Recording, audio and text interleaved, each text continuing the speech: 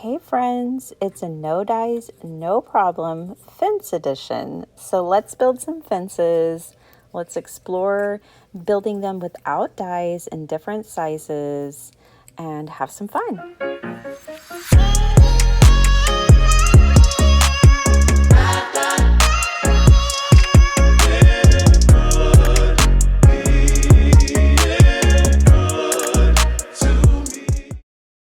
Okay, you guys, so I am using this stamp set again. You goat this. I made a Father's Day card with it, and now I'm making something kind of special. For the Not Too Shabby Shop, I am doing two videos. This one here is focused on the fences and no dies, no problem. And then I have a second video live over on the Not Too Shabby Shop today, and it's focusing on some of the coloring. So I hope you will watch both because I think you'll get something out of both of them. Okay, I have a 110-pound piece of accent opaque paper here, and I am just running these ink pads across it to make like my own wood grain for the fences. And I did put some green in there because, you know, as they age, they have green. I don't know. It's not just brown. I think it really adds some depth. There, I was just testing this ink pad because it looked super juicy and I didn't know how it would lay down. It did fine. I will say that these ink pads have like a felt pad on them. They're all like that sturdy felt versus foam. And I think that really helps lend itself to this look. So I know that looks rough, but trust me, it's going to totally work as our wood grain for our fences. All right. So with this 8.5 by 11 sheet of paper, I'm just going to cut down like 1/2 inch pieces, 1/4 inch pieces, 1 inch pieces, 3/4, whatever I need to make my fence. So to start, I did decide to come over to this paper trimmer for my 1/4 inch pieces just because it's a little easier with a big sheet of paper. And this is why I have two trimmers. I have more than two, but this is why I use two different size trimmers. The ones I use in this video are definitely my go-to. Okay, I'm speeding things up, you guys. I am going to draw in some imperfections or some texture, and then I'm also going to come in and ink blend these just a little darker on some of them to take out that look of that white core paper. You know, we started off with a white paper, and once you do that, doesn't that look like aged wood, like wood planks? I certainly think so. So all it took was a couple of different ink pads. You could do it, I'm sure, many different ways, but this is what I felt like was the quickest and easiest way. Now I'm just trimming these down some more. Okay, here's what's so cool. You can make a slimline fence. Yay. Okay, maybe you don't make some slim lines. No problem. I'm just measuring this out to 4 1/4, and now we have an A2 fence. If you cut it at 5 1/2, then you would have a landscape A2. The 4 1/4, it could also go on a landscape A2, but I'm going to put it on a horizontal one. Here, I just took a little piece and I'm actually making a signpost, and I'm showing you the distressing, what a difference that makes. And I'm just using a black ink, and just like that, we have a signpost. I'm going to bring in some more paper, trim it up, and then I think my next fence is kind of like a barbed wire fence, if you will. So I just brought in some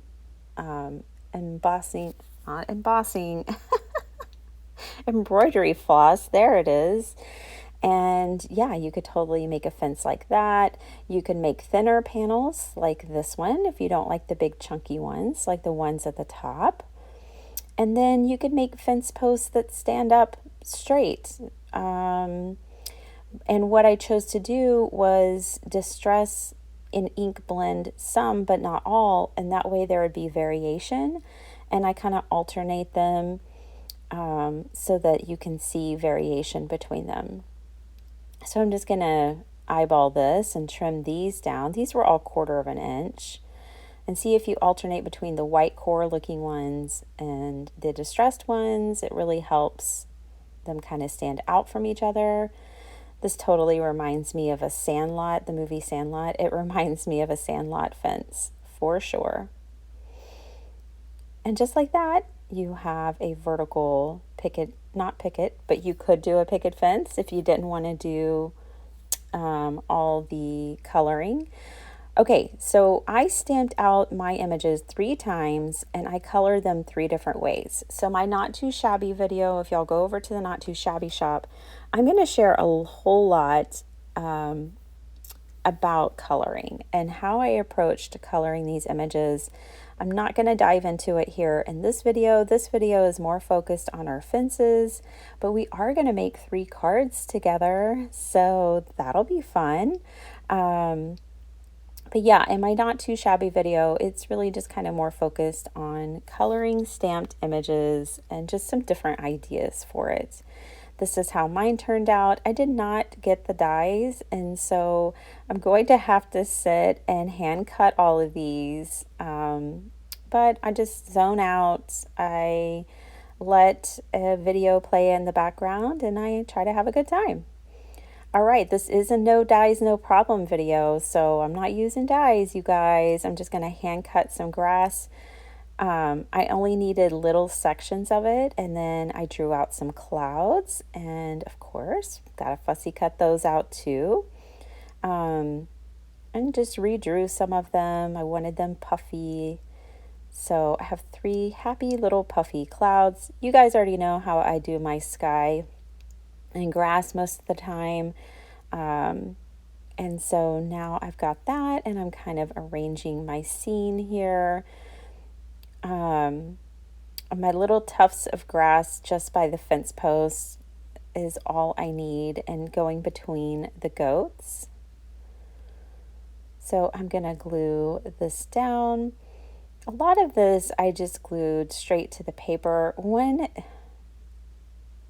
gripe I have with myself about this card is how low I put everything. I wish I would have put the fence a little higher and the grass a little higher and the goats a little higher. But I think it all works in the end. You know, it's just a little self-critique here, and that's okay. But I did pop up the cloud, and then I grabbed some thread. I haven't used thread on a card in a long time, but I think that really added a lot to it. And then I did the elementary school cut for a heart, folding my paper in half and making a symmetrical heart. And now I'm putting these fence planks and putting them all over the heart. And so this little goat's just going to be on front of a heart fence. Now this stamp set has a lot of potential for different Mother's Day, Father's Day, birthdays. Just hope you're having the greatest day of all time, that kind of thing. And so that's what I wanted to focus on here today. I had used the stamp set previously for the Father's Day card, but today I wanted to use it for some of the other occasions and sentiments that you could use a goat stamp for. So, I got some Not Too Shabby paper from my stash. This is one paper pad like I've never wanted to bust. I just bring out a piece or two here or there. I use it sparingly because I love it so much. And so I brought some out for this card. And now you can see I am building up all of my layers for a 5x7 card. That little goat's saying, hey. And now I'm just using up my scraps to decorate the inside of my card. And I'm kind of just building a frame here. You would want to make sure that those 2 side pieces are close enough that you have a piece to go across, that it all lines up. And it says, you got this. So an encouragement card. And now I'm grabbing some more sentiments from the stamp set. All the sentiments came from the stamp set. And I am going to heat emboss those on my signpost. Hope your day is the GOAT, the greatest of all time. So this is going to be a birthday card. I just kind of played around here and I kind of messed up because I'm working on a grid. And I should have used the grid to measure things up, but I didn't. And so I just used my ruler. And then here's something else I learned while making this card. I usually always use that micro pour tape, but it did not peel off well from my colored pencil images, so careful with that. Now I am using my grid mat because I had realized, hey, silly, use your grid mat. And I'm making another little scene card, but this time with the Fall Fling paper pad from Fawn. It's a few years old. And I love it too. It's another one. I just pull a sheet here and pull a sheet there. And I'm just stacking goats and putting the hay down and making my cute little scene. I love that leaping goat. It's just so cute. I wish my grass line had been a little lower and I could have cut it more like a hill. I just was moving along, you guys. This was a long crafty session, a fun one, but a long one. And so by this time, I just didn't think of it until I was doing the voiceover. And I was like, that would have been cute as a hill. And I could have done that with my scissors. You guys know how it goes.